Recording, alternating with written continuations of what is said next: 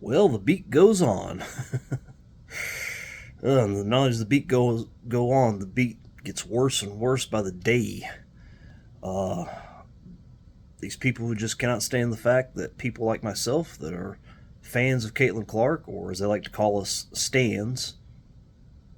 You know what? I'll wear it. That's fine. I'm a stan of Caitlin Clark. Yeah, that's right. I'm a Caitlin Clark stan. Who are now actually watching the WNBA, caring about it, uh, paying money for it.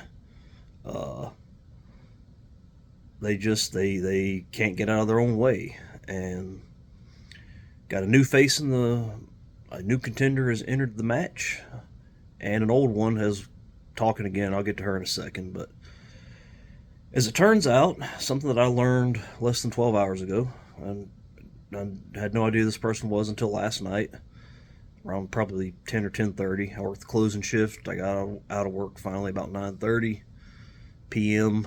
Eastern time in the U.S. Got home, ate, probably sometime between 10:30 and 11 when I finally went to sleep. I was just browsing through the news and stuff and learned about this person. Part owner of the Atlanta Dream named Renee Montgomery. I had no idea who that was. As it turns out, she played college for UConn. Was on one of their 20 championship teams. Feels like 20 championships for UConn. She's on one of their championship teams. Had about a 10 or 11 year career in the WNBA. Played overseas. Made one WNBA All Star team. Won Sixth Player of the Year once. Was mostly a bench player. At least when she was on good teams. Got traded 3 times in her career in those 10 years, including after her first year. Was on 2 of Minnesota's championship teams. They won 4 championships in the 2010s. She was on 2 of them.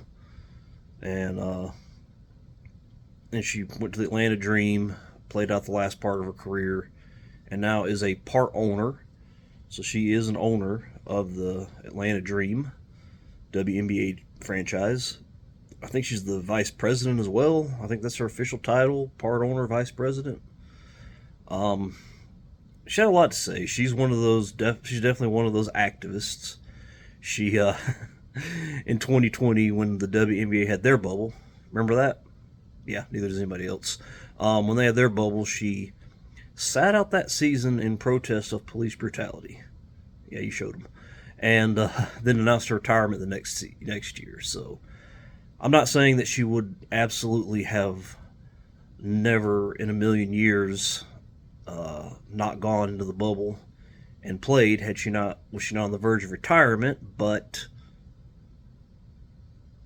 well, okay, that's exactly what I'm saying. But no, I'm just playing around. But yeah, it's she's one of those people. All about social media, all about being a pretend activist and pretending like what she does and says actually matters when it doesn't. And that's the difference between somebody like her and me.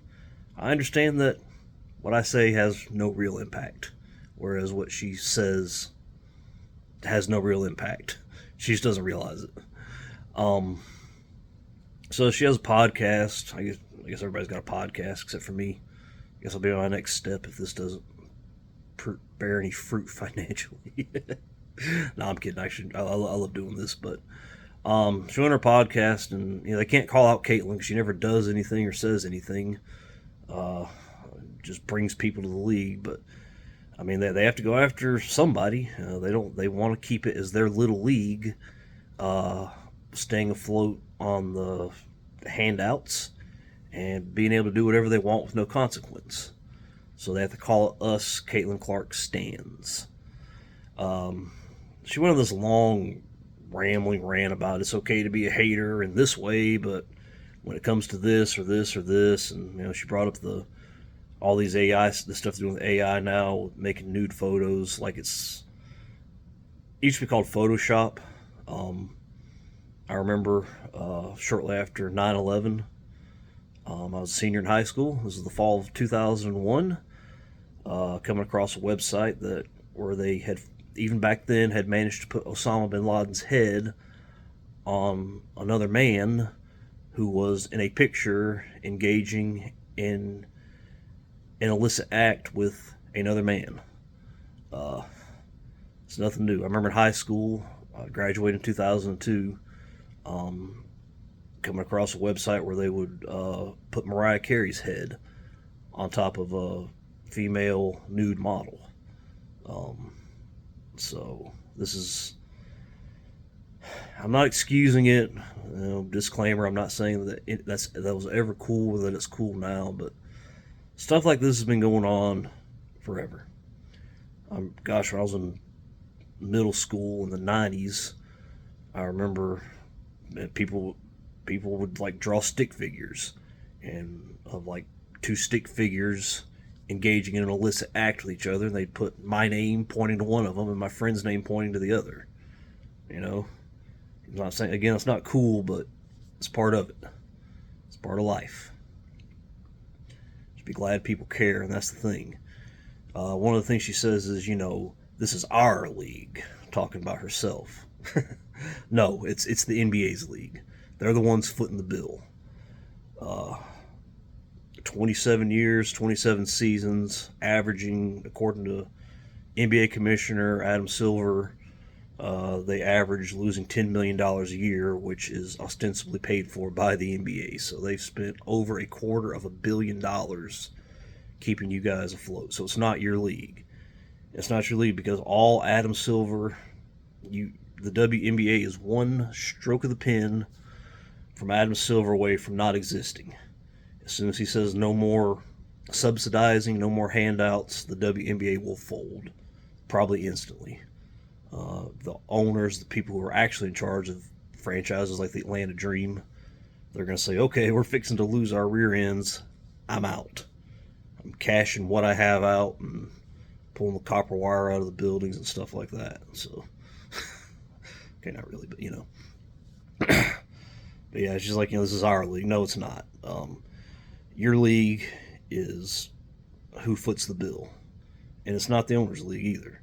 Because even if you get to stand on your own 2 feet, guess you're only going to go as far as your fans will take you. And that's the case with anything. The fans are the lifeblood of any sport, just like the customers are the lifeblood of any corporation. The fans are indeed the customers, the consumers, whatever you want to call them. So, guess what? If you want, not only is it not your league, it is soon to be people like me, my league. Not mine specifically, but those of us Caitlin Clark stans. Yeah, you're looking at the face of the people that are going to ultimately decide your fate, your future. The future of your league is in the hands of people like me. Yeah, put a good eye on me, because that's people like me are who's going to determine your future and the Atlanta Dream's future. Because, you play in a 3,200 seat arena. Caitlin Clark comes to Atlanta, you get to go to the 17,000 seat State Farm Arena. I'm sure you made quite a bit of money off of that. Are you going to give that money back? Are you going to give the extra money you made for those 2 games back? No, of course not. It'd be stupid. So, yeah, you might want to watch what you say about us, or you might be stuck staying in your 3,200 seat arena. 3,200 seats in there. It's an arena they share with the Atlanta Phase, I think that's called. What's the Atlanta Phase? Is that an indoor football team? No. Is it an indoor soccer team? No. Is it some sort of, like even rec league NBA team? No. It's a Call of Duty professional players league. Yeah, that's who you're sharing an arena with. Look, I have nothing against Call of Duty. Fun game. I have nothing against people who play Call of Duty professionally. If you can get paid doing what you love, that is awesome. That's pretty cool. But the fact people actually can show up when you can just sit here on YouTube and watch people play Call of Duty way better than I ever could. I wouldn't go across the street just to do that. And I'm not knocking people who are, but that's who you're sharing an arena with. So you might want to be a little kinder to us, because guess what? Whether you like it or not, your future is in our hands, because through people like me, you can hopefully soon make your own money. And then you won't have to worry about the NBA, but you'll have to worry about a lot of other factors that you've never had to worry about. And another thing she goes on that on that rant talking about the big who cares thing about Caitlyn liking a Taylor Swift thing about liking Kamala Harris or whatever, and so what? That's not, judging by the ratings and attendance, that's not really for anybody that might have run off. It's not many. But if you want a political statement, the WNBA and people like Renee Montgomery are reasons why socialism does not work. See, people like Renee Montgomery, they've never had to actually be accountable. They can do whatever they want because if they don't turn a profit, it doesn't matter. The NBA is going to bail them out. David Stern and now Adam Silver are going to bail them out. They're just going to bail them out. They're going to bail them out to the tune of $10 million a year. And that's why they don't have to be likable. They don't have to be profitable. They don't have to do what's necessary. We're seeing that now. And that's why they want us Caitlin Clark stands gone. Because they know. We're looking at them and we're like, whoa, this is how you guys ran your league? It makes, on one hand, it makes sense why you've lost $10 million a year. On the other hand, it's kind of hard to believe you only lost $10 million a year. And the other big thing she said to start off with is, y'all not like us. You're damn right I'm not like you. And I'm proud of that too, because unlike you, I don't get bailouts. I have to earn my own money. I don't have people handing me money. I have to go to work. I have to act in a certain way, dress in a certain way, do a certain job, and make sure that I am contributing to the company that I work for, making a profit. Otherwise, the company shuts down, and there's no job there to give me a paycheck, to keep these lights on, to keep food on the table, to keep this roof over my head, to be able to take my kids places or stepchildren places, to buy them nice toys, the things they want, anything like that. So no, I'm not like you. I'm not a beneficiary of socialism and welfare. So yeah, us Caitlin Clark stands, we are very, very different. We're not like y'all, and you better either get used to it or find some other league that's going to pay out $10 million a year for you to do whatever you want, because the WNBA is changing, like it or not, because you guys have tried your best to shove us off, to send us elsewhere. We're not going anywhere. We've stuck with it. We've stuck with it way too long. We love watching Caitlin Clark too much, and we love watching that entire Indiana Fever team. Caitlin, Aaliyah Boston, Kelsey Mitchell, Lexi Hull. We love it, and we want to watch more. We'll be back next year, and we're going to be there through as long as the Fever and the playoffs, and everything will probably come crashing down back to reality then. But I mean, goodness gracious, speaking of the playoffs and finals, it's been since 2008 that any WNBA telecast drew more than 1 million viewers. And this year with Caitlin, they've had 23, 24. She was a part of all but two, and this is not counting draft night when 2 million people tune in just to watch her get drafted. I don't know if that counts the All-Star game or not, which drew 3 million people. Oh my gosh, that's 3 years worth of viewership for some teams, but I mean it's crazy. And but yeah, you can run your mouth and do your little fake activism stuff and live on social media, which is not the real world, by the way. But what was that Diana Taurasi said? Reality's coming. Well, the reality is actually in people like me, Caitlin Clark stands. You're welcome. And the other one is Cheryl Swoops is back again. I swear, Gilbert Arenas, she was back in Gilbert Arenas' podcast. This has to be a troll job at this point. Gilbert and his friends have to be sitting around saying, we're gonna put Cheryl Swoops back on our show. Let her run her mouth, and they have to be that has to have been a result of a lost poker game or something. Lost game of cards or something. So she's back on there, this time wearing an Asia Wilson jersey, who I guess people have now realized, hey, I guess they finally given up on the whole Angel Reese versus Caitlin Clark thing, and they realize that's not going to be a thing. That the real rivalry is Asia Wilson is the best player in the league at the moment. Getting ready to win her third MVP. Two-time defending champion with the Aces. The way they're playing recently, looking like it might be three in a row. So that's the real rivalry. It's not if. When is Caitlyn going to pass Asia? And I guess some people are holding out hope that Asia's going to be able to hold her off, and she's not because, first of all, I guarantee there's going to be rule changes coming to the WNBA to further satisfy Caitlin Clark stans like me who want to watch a more exciting, sped up version of the game, not these in the paint slog fests. We want to watch, a lot of freewheeling and all that. So I think they're going to start really cracking down on a lot of the physicality and a lot of some of these fouls, or they're going to be more, I guess, not so much cracking down, but being more quick to call a foul, especially on the perimeter, because Caitlin Clark's those two games against the Aces, every time she tried to do anything, she had Jackie Young hanging off of her, or whoever they had on the floor. But yeah, so I'm thinking to myself, how old are you again, Cheryl? I looked it up once because I was just curious, and it's ugly, for her to be like that. But yeah, she's on there, and this time they had on two guys. I forgot the other guy's name, but the other one was beloved Tar Heel Rashard McCants. He was very much loved by us Tar Heel fans.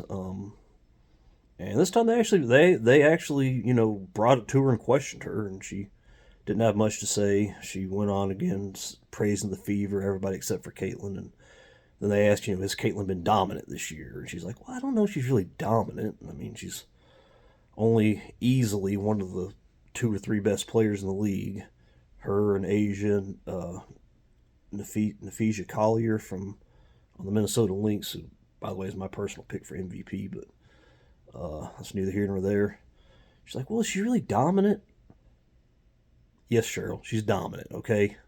You don't put up 19.5 points, 8 assists, and 5.7 rebounds as a point guard to go along with about a steal and a half per game and almost a block per game. That's changing the game. That's dominating your competition. And that's she gets pressed for 94 feet.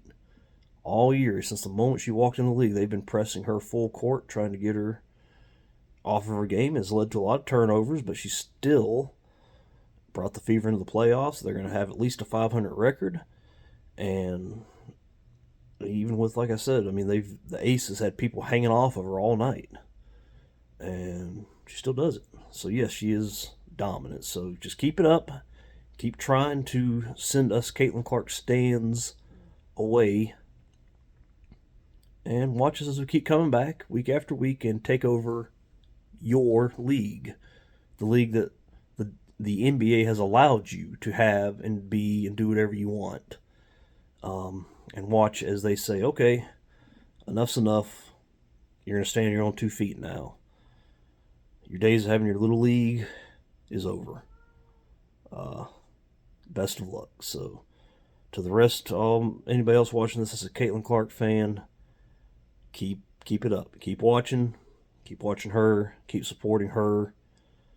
And just, enjoy it. Enjoy the Cheryl Swoops of the world watching her have to eat her own words. Enjoy these people coming out of the woodwork that we've never heard of that actually played for 10 years and actually are co-owner of a WNBA team that we've never heard of, like Renee Montgomery. So enjoy watching them have to eat their own words and watch their league that we ain't like them get taken over, and now the league is going to be very much like us because we're going to be the ultimate decision makers. So thanks for watching. This is fun. I'm actually the haters kind of made it even more enjoyable watching Caitlyn. I don't think her game itself's fun enough. Pulling for somebody like her that behaves in the way she does, where she doesn't really pay attention to any of this outside crap, is fun. But man, these haters make it so much better. We're taking over this league. That's all there is to it. So thank you for watching. Keep the fight up.